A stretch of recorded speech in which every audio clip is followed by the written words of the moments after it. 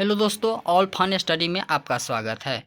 आज हम बहुत ही इम्पोर्टेंट क्वेश्चन लाए हुए हैं जो कंप्यूटर से रिलेटेड क्वेश्चन हैं, जो ग्रेजुएट लेवल एनटीपीसी और अंडर ग्रेजुएट लेवल एनटीपीसी के लिए बहुत ही इम्पोर्टेंट है और एक्सपेक्टेड क्वेश्चन है। चलते हैं। आज का पहला क्वेश्चन है, कंप्यूटर के किस भाग को नर्व सेंटर कहा जाता है? तो इसका सही उत्तर है कंट्रोल यूनिट। कंट्रोल यूनिट जो है ना, जो कंप्यूटर के सारे कार्य को नियंत्रित करता है और कंप्यूटर के सारे भाग जैसे इनपुट, आउटपुट, डिवाइसेस, प्रोसेसर, ये सब के बीच है ना तालमेल को बैठाता है। और कंप्यूटर के मस्तिष्क किसको कहा जाता है? तो सीपीयू को जो है कंप्यूटर का मस्तिष्क कहा जाता है। चलते हैं आगे। तो इनपुट डिवाइस के कुछ उदाहरण हैं, जैसे कि mouse, keyboard, scanner, barcode reader, MICR, ये सब जो है इनपुट डिवाइस के उदाहरण हैं। इसी तरह कुछ आउटपुट के भी उदाहरण हैं, जैसे monitor, printer, speaker, card reader, tape reader, plotter, ये सब जो है आउटपुट के डिवाइस के उदाहरण हैं। नेक्स्ट क्वेश्चन है, अंकगणितीय एवं तार्किक यानी लॉजिकल जिसको बोलते हैं संक्रियाएं करने वाले संसाधक यानी कि प्रोसेसर को क्या कहा जाता है? तो उसको ALU कहा जाता है। चलते हैं नेक्स्ट पेज पे। उसके बाद है नेक्स्ट क्वेश्चन, माइक्रो प्रोसेसर की गति को किस रूप में जाना जाता है?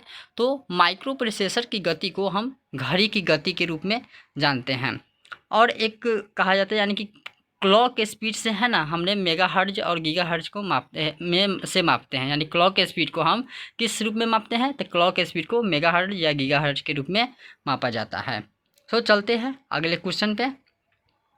अगला क्वेश्चन है, कंप्यूटर में CPU के कितने घटक है? तो कंप्यूटर के CPU में यानी कि 3 गो घटक है ना।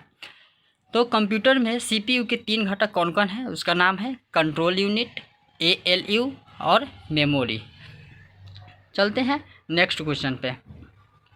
कहता है, भारत के सब पहले सुपर कंप्यूटर को क्या कहा जाता था?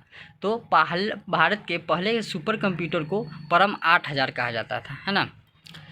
अगला क्वेश्चन है, आधुनिक कंप्यूटर के जनक किसे माना जाता है? तो आधुनिक कंप्यूटर के जनक एलन ट्यूरिंग को माना जाता है। किसको माना जाता है? तो एलन ट्यूरिंग को माना जाता है। आधुनिक कंप्यूटर के जनक एलन ट्यूरिंग को माना जाता है।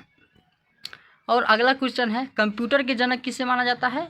तो चार्ल्स बैबेज को माना जाता है। यहीं पे गलत होता है कि जैसे आधुनिक कंप्यूटर के जनक माना जाता है ट्यूरिंग को और कंप्यूटर के जनक माना जाता है चार्ल्स बैबेज को। भारतीय सुपर कंप्यूटर का जनक किसे माना जाता है? तो भारतीय सुपर कंप्यूटर के जनक माना जाता है विजय भटकर को। यानी कि कंप्यूटर के जनक पूछेगा तो चार्ल्स बैबेज और भारतीय सुपर कंप्यूटर के जनक पूछेगा तो विजय भटकर होगा। ठीक है, तो चलते हैं अगले नेक्स्ट क्वेश्चन पे। अगला क्वेश्चन है, किस पीढ़ी के कंप्यूटर भारी वैक्यूम ट्यूब पर आधारित और महंगे थे?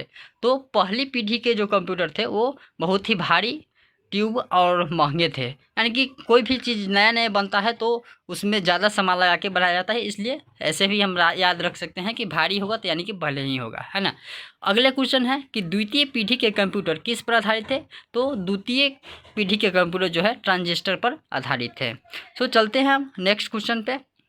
दुनिया के पहले इलेक्ट्रॉनिक डिजिटल कंप्यूटर का नाम क्या था? तो दुनिया के पहले इलेक्ट्रॉनिक डिजिटल कंप्यूटर का नाम था ANIAC। ठीक है, तो अगले क्वेश्चन पे चलते हैं। समेकित परिपथ यानी कि जिसको हम बोलते हैं इंटीग्रेटेड सर्किट किस कंप्यूटर पीढ़ी से संबंधित है? तो तीसरी पीढ़ी से संबंधित है। चलते हैं अगला नेक्स्ट क्वेश्चन पे। कहता है, रैम यानी कि RAM रैंडम एक्सेस मेमोरी किस प्रकार की संग्रहण मेमोरी है? तो ये प्राथमिक संग्रहण मेमोरी है ना। और अगला क्वेश्चन है, बाइनरी प्रणाली में 1 किलोबाइट कितने बाइट के बराबर होता है? तो यानी जो बाइनरी प्रणाली होता है उसमें 1 किलोबाइट को कितना बाइट बोलते हैं? तो 224 बाइट बोलते हैं। चलते हैं नेक्स्ट क्वेश्चन पे। कहता है कि निम्न में से कंप्यूटर का सबसे बड़ा साइज कौन है? तो सबसे बड़ा साइज योटाबाइट होता है ना। और हमने कुछ यानी कि कंप्यूटर के साइज है जिसको हमने लिखा है।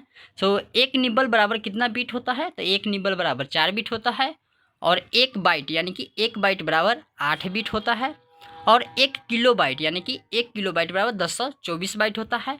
और 1 मेगाबाइट बराबर 224 KB यानी कि किलोबाइट होता है। उसके बाद आगे है 1 गीगाबाइट यानी कि जिसको GB बोलते हैं बराबर 224 MB होता है।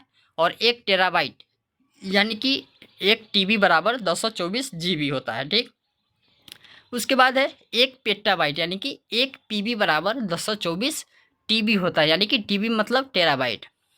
उसके बाद है एक एक्साबाइट यानी कि ईबी बराबर 1024 पीबी होता है, यानी कि पीबी का मतलब पेटाबाइट हुआ, ठीक।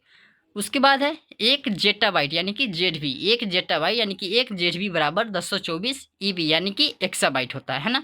उसके बाद है आगे एक योटाबाइट यानी कि एक योटाबाइट एक वाईबी बराबर 1024 जेडबी यानी कि जेटाबाइट होता है।